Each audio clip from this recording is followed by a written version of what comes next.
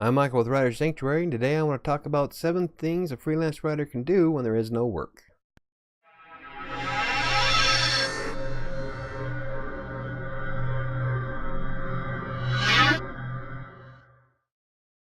As a freelance writer, you're going to come across lulls. There's going to be days when there's not going to be very much work to do, and you might find yourself sitting for hours on end waiting for something to come in. When I first started with Textbroker, I would spend quite a bit of time waiting for any work to come across.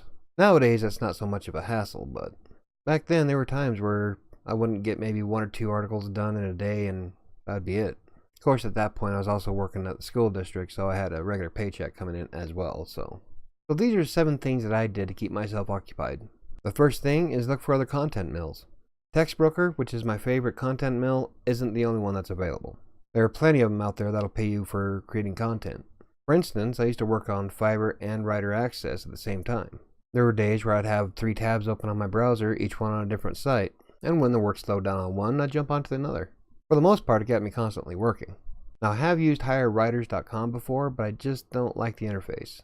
It's a good system, it's decent, but it's just kind of a hazard to operate. Well, compared to Textbroker anyway. Now just be careful when you're searching for these platforms. There's a lot of scams out there that'll try to dupe you out of money or information. Never pay to access any kind of work. The moment someone asks you for your credit card information, move on. Now if you don't like doing content mills, the second thing I would do is spruce up the social media profile. Now first impressions are vital when you're trying to land a high-paying client. And many of them you'll wind up getting from LinkedIn and Facebook, which is why I create separate pages for my professional account as opposed to my personal account. No one wants to see me say happy birthday to my cousin.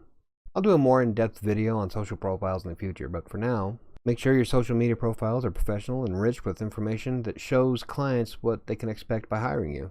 In today's market, you need to think of your social media profile as a handshake. If it's weak, clients are less likely to have confidence in your abilities. The third thing you can do while waiting for work is to practice writing your own blog. Practice makes perfect, and what better way to practice than to have a blog open? Even if it's from a free platform like WordPress.com, and you don't intend on sharing it with any clients. Blogging gives you a way to freely flex your content writing muscle and help hone your skills. In the beginning, I used Writer Sanctuary to practice what I learned. This was information from Textbroker editors and doing research on my own. Now why I did this is because I'm one of those people who better learns from practice. And the more I put into practice everything I learned, the more it stuck into my head. It's all about the hands-on experience and working out your problems as a freelance writer. No one's perfect, and you're going to have issues with all kinds of things. For me, it was commas and stepping out of Oxford style into AP style writing. Now, the fourth thing you can do when there is no work is to use sites like vocal.media. These kind of websites give writers a chance to just throw some content out there and maybe make a few bucks, and I got beat. Essentially, you create a blog post. If it generates a certain amount of traffic, you get paid for it. Jesus. You can also use these kind of sites to get traffic to your own website. So it's kind of a way to market yourself and your site. For me, it was just simply another way to get my name out there and practice writing. But if it helps to bring in a few bucks here and there, all the better. The fifth thing I would suggest that you do when their workflow is low is learn some technique. In the beginning, I spent hours on Google researching different ways to write content. I would take all the feedback from the Textbroker editors and other clients and try to fix all the problems I was having. I also spent time looking up the best ways to write online content, because there is a difference. This is because most of my clients in Textbroker wanted blog posts and other website articles. If you're producing SEO optimized text, the client notices it and comes back for more. So research the best ways to write content and to fix grammatical errors. But like I said earlier, I spent a lot of time working through Google trying to figure out the best ways to write and how to fix all my different issues that I had. At some point I'd like to take a couple of online courses, but right now I just don't have the time. Now the sixth thing you can do as a freelance writer is to pre-write articles that you plan on selling. There are sites out there like constantcontent.com that'll let you upload any work that you created for the hopes to sell it to a client. Of course you have to go through their editing process, which isn't all that bad. This means you can write a few different pieces a day and upload them in the hopes that somebody will pick one up. And some of these sites pay exceptionally well. This is mostly because you control how much clients will give you. Kind of like Textbroker, but on a much higher scale. The problem with some of these sites though is that they're not nearly as popular as like Textbroker and all those other content mills. A lot of clients out there just want the cheap writing. So they're more likely to pay 20 bucks for a 1,000-word article than they are to pay like 80. But on the other hand, there are some writers out there that make bank on stuff like constantcontent.com. What's more is that some of these sites will give you a widget to add to your own blog so you can advertise your own work. In fact, this is probably something I'm going to be adding to Writer Sanctuary in the near future. But even if you don't sell a piece, it still gives you practice, and you might get the chance of selling something for some money. Now, the seventh thing you can do as a freelance writer when the workflow is low is to get creative on sites like Wattpad. Now, as a freelance ghostwriter, I often found myself craving professional attention.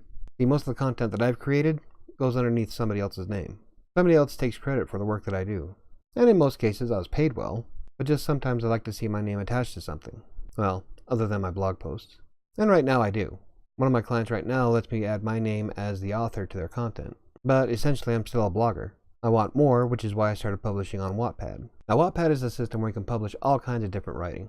You don't get paid, but it's still a good way to get practice in. You can also build a fan base for the content you create, and possibly even promote your upcoming ebook.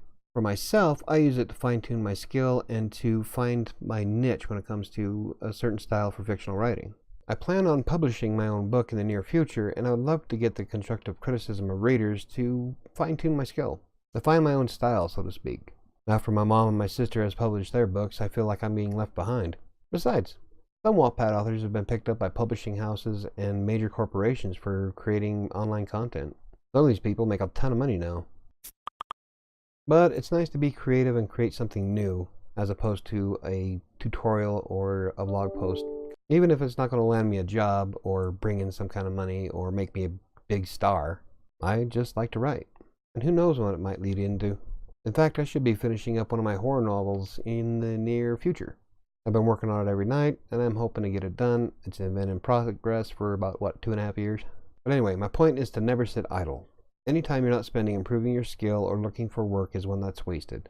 Even if you're not paid for things like blogging or Wattpad or creating content on local media, it still works to improve you as a freelance writer. So what kind of things do you like to do when the workflow is low as a freelance writer? In the comments down below. Lately I've been working on Wattpad, and I've been putting a lot of effort in my blogs, trying to get them going again, and these YouTube videos. If you find the video informative, hit the like button. If you want to learn more about Textbroker, freelance writing, or WordPress blogging, hit the subscribe button. I try to create videos every Tuesday, Wednesday, and Thursdays, unless I'm having some kind of an issue. I think that's going to do it for me today. I'll see you next week.